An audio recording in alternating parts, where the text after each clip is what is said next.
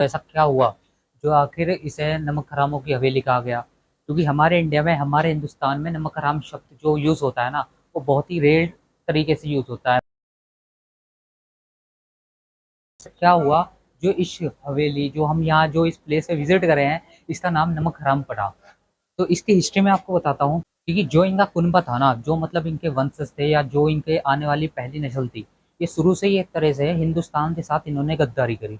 सबसे पहली बात स्टार्ट होती है ये सन 1500 या 1400 से, जब मराठा करते थे। मराठा जब मुगलों के साथ इन्होंने लड़ाई करी, मुगलों के साथ जब मराठाओं ने लड़ाई करी, तो मराठाओं के बीच ये थे, ये मतलब इनके जो पूर्वज थे, ये मराठाओं के बीच एक सेना मंत्री या मंत्री के बीच में एक पद था इनका। तो इन्होंने मराठाओं की ओर से युद्ध करके मुगलों का साथ दिया। तो मुगलों का साथ जब ये देते हैं तो मराठा युद्ध हारे, मुगल युद्ध जीत गए। तो ये धीरे धीरे इन्होंने फिर इसी तरह से इन्होंने लड़ाई में साथ दिया। मुगलों के टाइम में तो उसका नाम मशहूर था कि वो जो बात बोलता था सच बोलता था। तो राजा का राज था लाल किले में, कौन जहांगीर राजा था कौन सा था, तो उसने राजी ने उसको जब पता लगा कि ये सब सही बोलता है, जो बोलता सच बोलता है, उसको अपने दरबार में बुलाया था। तो जब उसमें दरबार में बुलाया गया तो कहने लगा, हमने सुना है कि आप जो बात बोलते हो सच बोलते हो। कहा, हाँ जी मैं बोलता हूँ, सच बोलता हूँ। हम आपकी परीक्षा लेना चाहते हैं। लीजिए जरा पानी दो, नाला पानी। तो हम आपकी परीक्षा लेना चाहते हैं। उन्होंने कहा लीजिए। कहने आप हमें एक बात बताएं, फलाने दिन फलाने वक्त हम दरबार में कहाँ से प्रवेश करेंगे।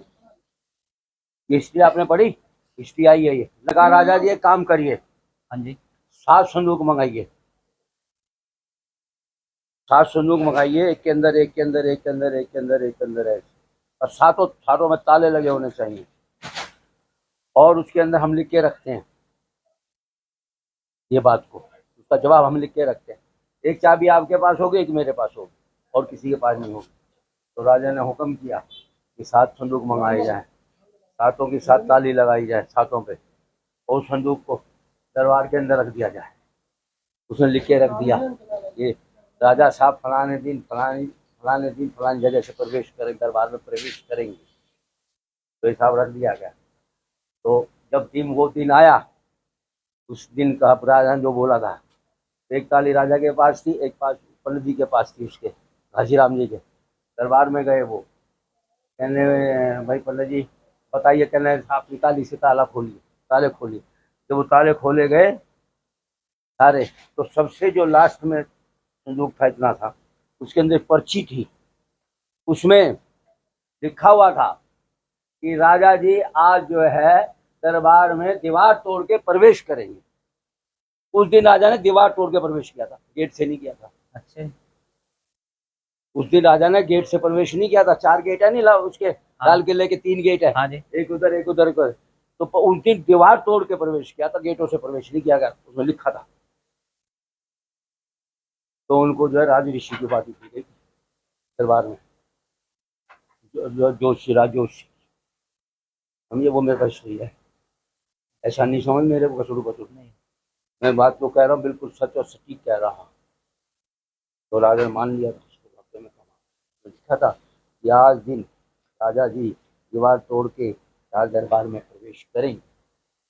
ये नहीं लिखा था किधर से, सिर्फ ये लिखा था दीवार तोड़ के। अब दीवार तो कहीं नहीं तोड़ सकता है, ऐसे ही ला सकता है। पक्की है, ये गलती मेरे ख्याल में इसमें आई भी थी। उसमें हिंदुस्तान टाइम्स में भी आई थी, और मेरे ख्याल ये नवाज टाइम्स में भी आई थी। 25-30 साल पहले मेरी वीडियो बनी थी यहाँ पे आकर के, अच्छा अच्छा। टेलीविजन वाले आए थे, वो आए थे, बाकायदा उन्होंने शूटिंग की थी 3 घंटे 4 घंटे। क्या समझे आप, आज 25-30 साल पहले की बात हो। हमारी बावड़ी थी, उसके अंदर मैंने सांप देखे, उसके अंदर पानी निकलते हुए देखा मैंने। ये सर ये बातें हैं सन 59-60 की, जब मैं बच्चा था 7-8 साल का, मैंने वहाँ सांप देखा। एकदम ऊपर ऐसे धूप पड़ती थी वहाँ पर, खिड़कियों से धूप पड़ती है, उसके अंदर जाती थी बावड़ी के अंदर सांप दिखते थे चलते हुए। जमाना के कुछ मैंने बाकायदा उसको दिया था इंटरव्यू, बहुत अच्छा इंटरव्यू यहाँ भी हुआ था, वहाँ भी अंदर बैठ के हुआ था इंटरव्यू। फुहारा लगा हुआ था वहाँ, कुदरती फुहारा कुछ चलता था शाम को। बाबू जी बैठते, बाबू ने उनकी घर किशोर, उनके वंशज हंसी राम जी गए और भवानी शंकर जी, उनकी बहन के लड़के थे, उनके कोई औलाद नहीं होती, दोनों उनके लड़के। सारी वहाँ की हिस्ट्री नहीं है मेरे पास, 3.5 साल पुरानी हिस्ट्री बता रहा हूँ मैं आपको, मुगलों के मिलेगी नहीं आपको। तो ये जो बात अभी हम बता रहे थे, ये जो भाई थे काशीराम जी और इनके एक भाई थे, इन्होंने ना हर तरफ से गद्दारी करी, जहाँ भी कुछ गए वहाँ भी कुछ गए वहीं गद्दारी करी। तो इसी गद्दारी के चलते अंग्रेजों ने इन्हें ये हवेली दी थी, जिसका नाम फिर नमक हराम पड़ा, क्योंकि इन्होंने जो गद्दारी के चलते हिंदू रहे तो अंग्रेजों मुसलमानों को जिताया, फिर दोनों ने हिंदू मुसलमानों ने साथ मिलकर अंग्रेजों के साथ युद्ध रहा, तो ये अंग्रेजों के साथ मिल गए, इन्होंने फिर अपने देश को हराया। तो इसके चलते ये नमक हराम की इन्हें उपाधि दी गई, या नमक हराम इन्होंने हिंदुस्तान के जो लोग थे इन्हें नमक हराम कहा गया, क्योंकि इनकी जो भी कुछ था ये सारा नमक हराम था। और इसी के चलते, क्योंकि इन्होंने इतना अंग्रेजों के साथ दिया और था तो ये हमारी हिंदुस्तान की प्रॉपर्टी, अंग्रेज जाते जाते इन्हें हवेली दे गए। और जैसा कि आप ये देख रहे हैं, और बाकी की स्टोरी अंकल ने बताई थी कि कैसे कैसे क्या क्या हुआ।